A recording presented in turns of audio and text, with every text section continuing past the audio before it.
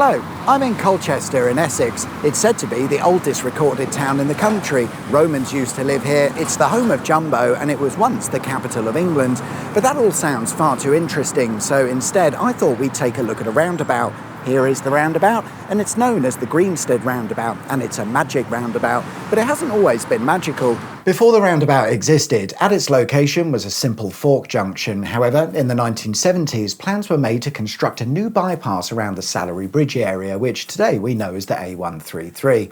With this new bypass would come a new five-way roundabout connecting the A133 to the existing road network, and thus the Greenstead roundabout was born. The name comes from the Greenstead housing estate that sits next to the roundabout, which, interestingly, at the time of its construction was the largest council estate in the country, and it was one of the reasons the local council sought to upgrade certain parts of the Colchester road network as they were anticipating a rise in population within the town. The roundabout was initially constructed as a large but ordinary non-magical roundabout, and almost straight away it became useless because the authorities hadn't quite anticipated the population growth correctly, meaning the newly built infrastructure was quickly overwhelmed. Bugger. Bit of a problem, that. But how to solve it? You install traffic lights and widen some lanes, of course. Possibly the worst thing you can do to a roundabout, in my opinion. Traffic lights make having a roundabout completely pointless. But what do I know? And to be fair, having gone to the trouble of installing said traffic lights, it was no better than it was before.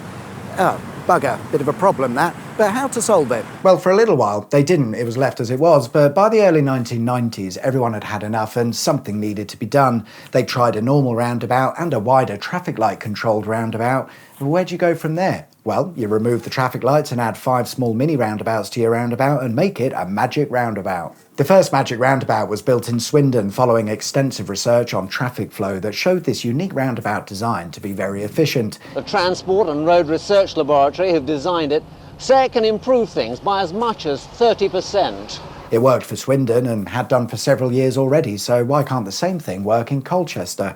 With that in mind, they got to work on upgrading the Greenstead roundabout to become Colchester's magic roundabout. In simple terms, a magic roundabout is a roundabout where you have a large central island surrounded by smaller roundabouts.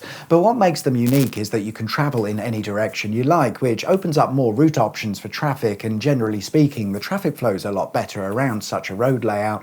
But did it work for Colchester?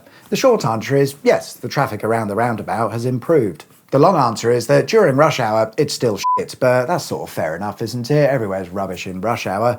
Although the Greenstead roundabout isn't helped much by the placement of another roundabout right next to it, where there's also a supermarket. I'm not convinced that was a sensible choice. But we do have to also consider that as time goes on, the population in Colchester will continue to grow, and it's very possible that in the not too distant future, we'll be taking another look at the Greenstead roundabout with a view to changing its layout because it can no longer handle the traffic levels. I'll see you then, I suppose. But at least for now and the most part, finally the Greenstead roundabout is working as it should. Thanks for watching.